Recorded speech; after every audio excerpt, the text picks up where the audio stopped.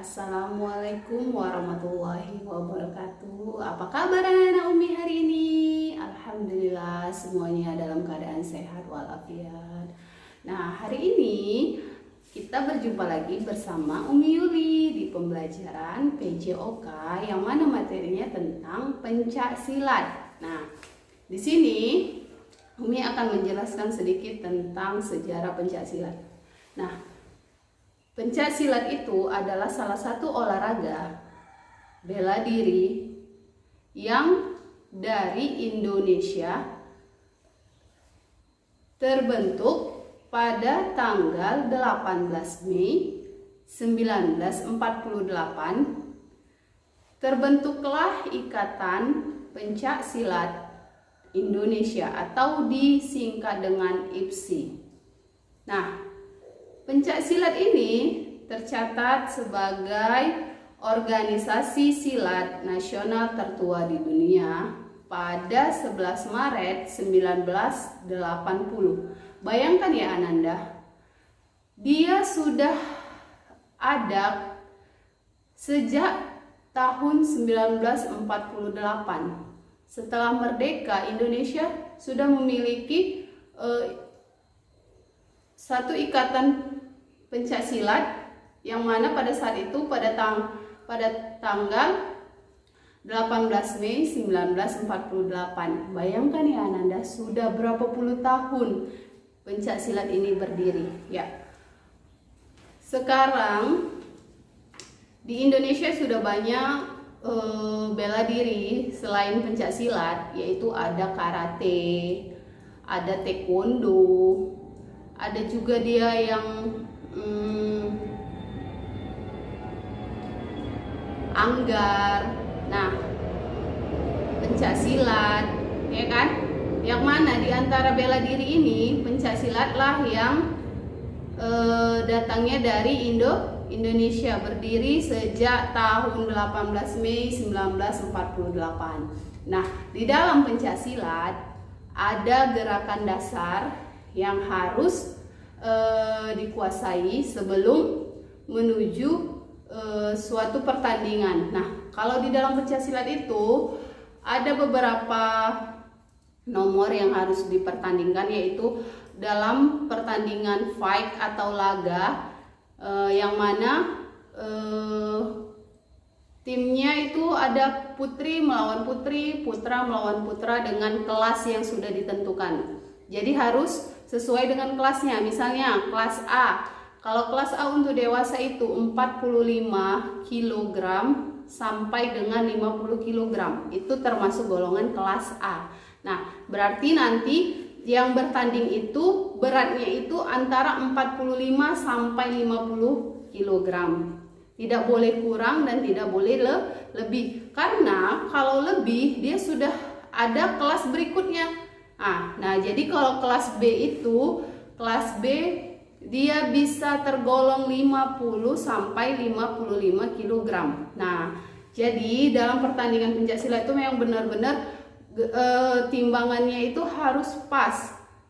Jika kurang dari 45, misalnya kelas A, jika kurang dari 45, maka atlet tersebut tidak boleh bertanding. Jadi harus masuk dulu timbangannya, disesuaikan dengan kelas yang memang ingin dimasukinya. Nah, itu tadi dalam sistem pertandingan. Ada juga dia tunggal, seni tunggal. Seni tunggal itu dia di dalamnya itu dia memperagakan gerak yang sudah dirancang, yang sudah ditetapkan untuk dalam seni tunggal. Nah, ada juga dia laga ganda, seni ganda. Dia 2 orang di dalam bertanding dalam pencak silat, tapi yang digunakan juga dalam seni pencak silat yang sudah ditentukan. Ada juga dia regu itu berarti 3 orang yang memang gerakannya itu harus sama-sama serentak, harus sama-sama bagus, kecepatannya juga sudah sesuai dengan ketentuan. Misalnya dalam keseluruhan gerakan yang harus dicapai itu adalah 3 menit. Nah, kalau lebih dari 3 menit, yang bertanding itu akan dikurangi nilainya. Kalau kurang terlalu lama juga akan dikurangi nilainya. Jadi gerakannya harus pas, speednya juga harus dapat. Nah, waktunya juga harus sesuai, harus pas dengan yang sudah ditentukan. Itu dalam pencak silat. Nah, sekarang Umi mau menjelaskan gerakan tentang pencak silat. Nah, pasti Ananda heran ya dengan pakaian Umi saat ini ya. Nah, ini namanya pakaian pencak silat, yang mana bajunya hitam, celananya juga hitam. Jadi dalam pertandingan pencak silat itu yang diperlukan hanya memakai sabuk putih, tidak boleh berwarna-warni, karena putih itu untuk atlet yang ingin bertanding. Kalau merah itu untuk pelatih yang mendampingi kita saat bertanding. Nah seperti yang Umi pakai ini. Nah, bajunya hitam-hitam, sabuknya putih. Ini pakaian kelengkapan pencak silat. Nah, sekarang Umi mau mengajarkan Ananda untuk gerakan kuda-kuda. Gerakan pertama gerakan kuda-kuda ya Ananda. Nah, sekarang kita belajar kuda-kuda dulu ya Ananda. Nah, ini namanya kuda-kuda depan, yang mana berat badan itu bertumpu ke depan. Ini namanya kuda-kuda depan, kaki belakangnya seperti biasa, agak dibuka sedikit, jangan sejajar kali dengan kaki depan, agak digeserkan sedikit ke samping ya. Ini namanya kuda-kuda depan. Nah, jika Ananda ingin melakukan gerakan pukulan ataupun tendangan, Ananda harus melakukan kuda-kuda yang benar dan kuat. Agar apa? Agar ketika Ananda melakukan gerakan tidak terjadinya kesalahan, misalnya bisa terjadi terjatuh, ya kan? Karena apa? Kuda-kudanya tidak benar. Nah, ini kuda-kuda depan. Ini kuda-kuda samping, ya. Tetap posisi kakinya. Nah, kuda-kuda samping, ya kan? Ini serong. Kuda-kuda serong. Ini kuda-kuda depan, kuda-kuda belakang. Nah, jadi semua kuda-kuda itu nanti ada fungsinya masing-masing. Misalnya kita mau melakukan pukulan, posisi siap. Nah, tangannya seperti ini. Kalau ingin melakukan teknik pukulan, ya, kakinya tetap di pukulan. Misalnya teknik tendang depan, berarti yang diperlukan kuda-kuda belakang. Nah,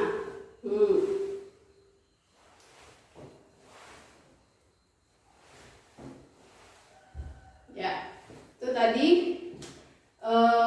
kuda-kuda ya. Kuda-kuda ada dia ke samping, ada dia serong depan, ada dia ke depan, ada dia kuda-kuda belakang. Nah, jadi kalau kuda-kuda itu yang menopang berat badan itu adalah, misalnya kalau kuda-kuda depan berarti yang depan. Nah, itu tadi pukulan. Ada juga tangkisan. Tangkisan bisa juga dia misalnya kuda-kudanya maju, ya, tangkisan, atau ke bawah, bisa juga ke depan. Nah, tangkisannya. Ya, ini gunanya ketika ingin menangkis tendangan yang ditujukan dari lawan. Bisa juga dari atas.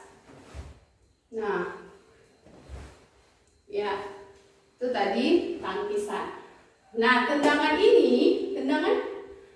sekarang kita lakukan tendangan ini banyak ya, ada tendang depan atau tendang cucu namanya, ada juga tendang jejak. Nah, jadi dia dari depan gini. Nah, ada juga dia ganjal. Nah, ada dia tendang sabit atau tendang tempong. Kalau dalam lingkungan pencak silat selalu bilangnya tendang tempong.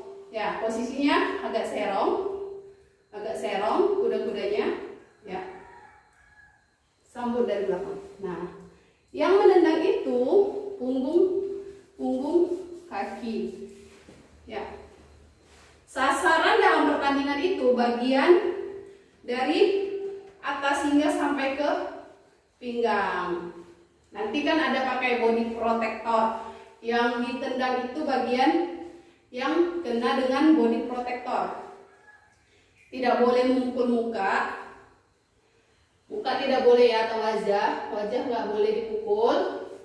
Itu nanti kena pelanggaran. Atau bagian ke bawah ini tidak boleh dicederai, itu nanti bisa kena pelanggaran. Jadi yang mendapatkan poin itu hanya bagian yang menggunakan body protector.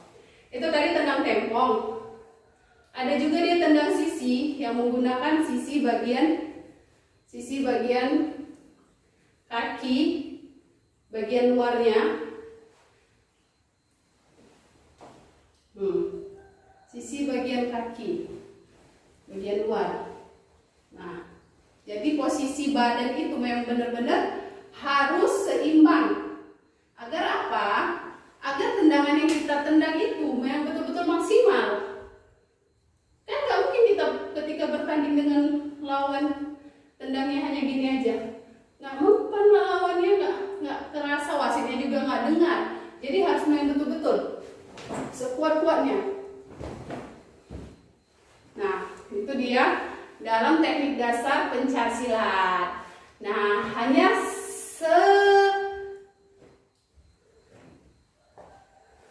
segitu dulu yang Umi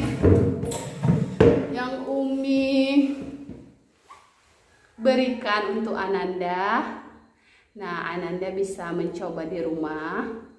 Jangan lupa pemanasan terlebih dahulu agar terjadinya kram otot pada kaki, karena dalam pencaksilat ini banyak menggunakan gerakan kaki. Ya. Wassalamualaikum warahmatullahi wabarakatuh.